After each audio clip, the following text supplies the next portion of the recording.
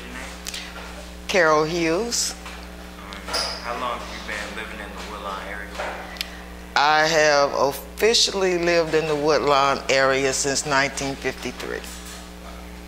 And before you moved to the Woodlawn community, do you mind telling me where you lived before? Well, we lived in Hyde Park for a while, but I'm originally from Little Rock, Arkansas. Like when you were like younger, like what did you do for a living?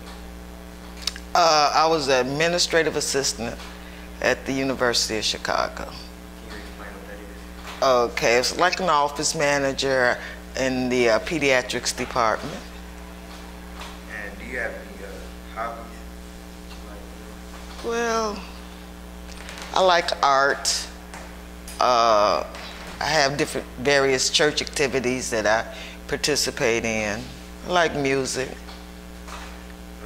said you like art. Like what type of art do you like? Basically pastels and charcoal. And how do you feel about the violence in the Woodlawn area? I'm quite distressed by it, but that's one of the subjects that I really don't have a answer for, because I don't really realize where it's coming from. I don't have a solution for it or a thought process. It's just kind of confusing to me why there is so much violence in our community. And has it affected you in any way? Definitely. I've had, last year, in fact, there were about 3 people that were shot that were close family friends and members. I should say shot dead, killed, not just shot. I've had family members that have been shot, but I have not had any close family members that have been killed.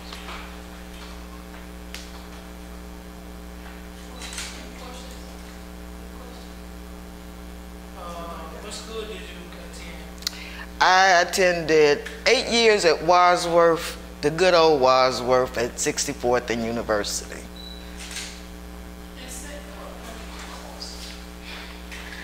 And since you've been in the Woodlawn area, do you think things changed since the first day you got here? Oh, definitely. This time? Oh, definitely. It's been through a lot of changes. It's on the upswing now, I believe. When I first started attending Wadsworth, even though integration was not a part of the political scene, it was a totally integrated school. We had people of all nationalities there. And since you've been in the Woodlawn area, do you think that the change of the block club, the book block club, coming together, voicing your opinion, what you think, like people as a community could help change for the little ones growing up? It's really kind of difficult because the people that should be taking advantage of the opportunities that are available are not doing so. Being in my age group, I did what I was supposed to do for my children when they were coming up, you know. Take them to the library, take them to the park, take them to the show, you know, get them involved in other activities. But too many younger parents these days don't do that. And a lot of times we complain about the opportunities that are available when in fact it is that we do not take advantage of the opportunities that are available. Okay, and about the Woodlawn community, how they got the garden, and then when the, I don't know how to pronounce the church, the Apostolic? Apostolic Church, they said that Wednesdays they do Bible studies, and when they do Bible studies, they have Bible studies for children. And I think that more churches should come together as a community to do stuff for little kids growing up to change it.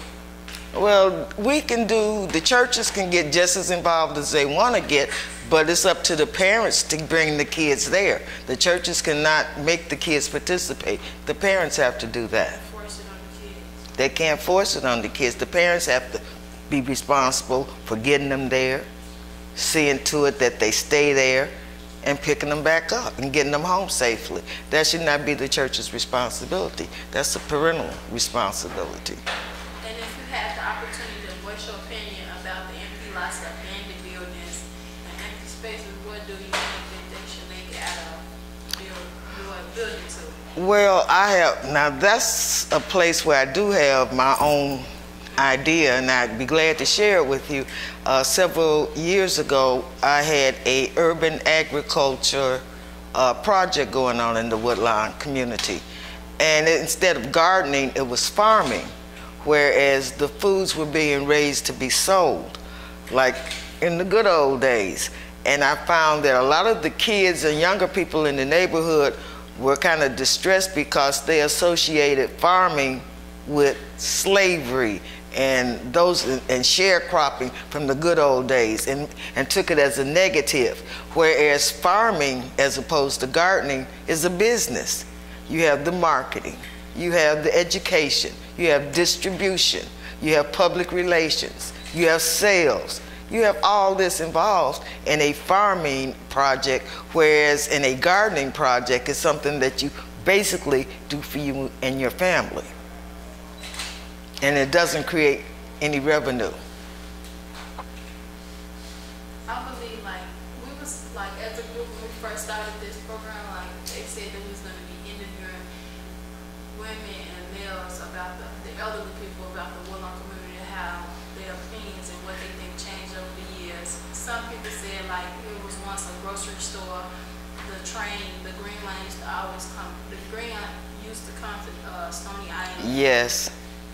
She said, when the lady said, I think her name is Ms. Love, she said when she came I back, know Lauren. everything was gone. Everything was gone. Yes. And it was a very, as far as I'm concerned, a very bad idea. In this day and age, we need mass transportation, more so than not have mass transportation. So instead of stopping the L, if anything, we should have been extending the L to the beach so that people from one end of the side of town can get all the way to Jackson Park Beach without any problem. You know, people that have to work on this particular block, you have to get to Cottage Grove to get to a main line. So that's another fare that you have to pay to get to work in the Loop or South Side.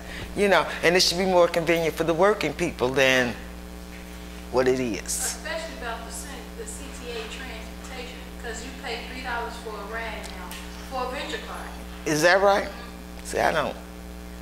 And then I believe it changed too, because I mean, but to me, it's just, you know, even if with reduced rates for the seniors, that's not good enough for young people. That if you're only making $10 an hour and you got to spend $3 per ride, then your first hour of work is dedicated to car fare, and then you got to get back home. So what do you, I mean, that's where the economics of working fall short, because you're not making enough money to cover your expenses. So what's the point of young people getting out here, going to work for $10 an hour, and they spending 2 hours of their work paying for car fare?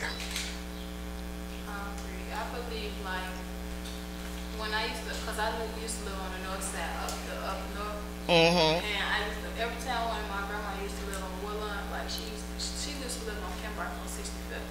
And when I came, I thought this was like a different state. It was stores. Stores, and it was a lot of places. Now I see it. They built an elderly home back behind, I think it's behind on the side, what is the church? No, it's a building where elderly people live. Yes. Yeah, and now they have to get on buses to travel far. Right. I mean, it's really inconvenient for the elder. It's inconvenient for the young people. It's just inconvenient, you know. And the buses don't run that often. You have to stand on the corners and wait. Not that they don't run consistently, it's just not that often, because people don't use transportation over here as much as they would on the north side, because it's not convenient for folks to use it. How was the transportation back in the early days? Well, they had a stop. Before you got to Stony Island, you had Ellis, University, Dorchester, then Stony Island from Cottage Grove. So you had 4 stops right here on this strip. So it was convenient. You get off and you go home from work. Nowadays, you get off at Cottage Grove, you got to transfer. So that's another fare, you know. It's just inconvenient. For young and old, not just the elderly. Kids got to go to school. They got to go to work. They got things to do. And, you know, we used to just go downtown just for the heck of it. But it was costing us maybe 50 cents, $1 or whatever. And we got to transfer and everything to go along with it. That was just $1. We could do that. But you're not going to just jump on the L to go downtown and you're going to pay, you got to transfer twice and pay $9 to get down there, or almost $9 to get there. That's no fun. Who can go on a date? That's why kids don't date anymore. Costs too much. The guys can't afford to take the girls to the show. Have a dinner. Yeah, you can't even have a hamburger, you know. It's just priced out. Everything is priced out. We used to go to baseball games. You can't even afford to park. You can't even go to, what's that? Navy Pier. You know, you got to pay, what, $20 to park? You know, it's no fun. I believe that, like they said, the health center that's right there in Woodlawn, they said it was a mental health. A mental health, and I was wondering, like, why did that take? Do you know why it's here tore down? They didn't tear it down. They closed up. Closed it down. It was financing, but they've closed a lot of mental health institutions